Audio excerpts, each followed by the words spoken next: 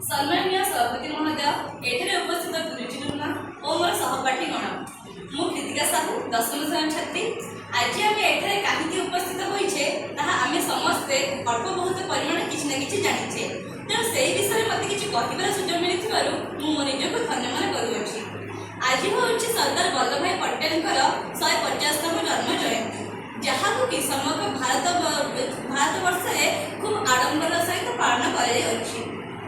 सरदार वल्लभ भाई पटेल होउछन जड़े एमितिका मनीष जे कि आम भारत को स्वाधीनता आनिदेबा मुख्य भूमिका ग्रहण करथिले। से थिले भारतर लोह मानव सदृश। तांको जर्मनी रे बिस्मार्क बोली मध्य तांको जणाशुना से थिले। एथि सहित जेतेबेले भारत विखंडित होबाक जाउथिला ठीक सेही समय सरदार वल्लभ भाई पटेल एमिति किछि चुक्ति ग्रहण करथिले और जहाको उपस्थापन करथिले, जहा फଳରେ कि समस्त भारतवर्ष आज एठारे एकठी होई रहि पारुछंती, जोठारे कि हिंदू मुस्लिम समस्त भाई भौणी भाव में भाईचारा सरदार वल्लभ भाई पटेल।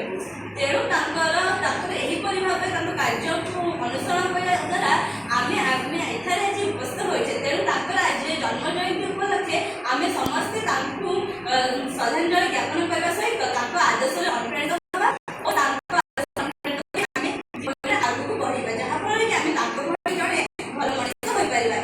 आज हूँ नेशनल दिवस राष्ट्रीय एकता दिवस जन्म एकता दिवस रूप पालन कर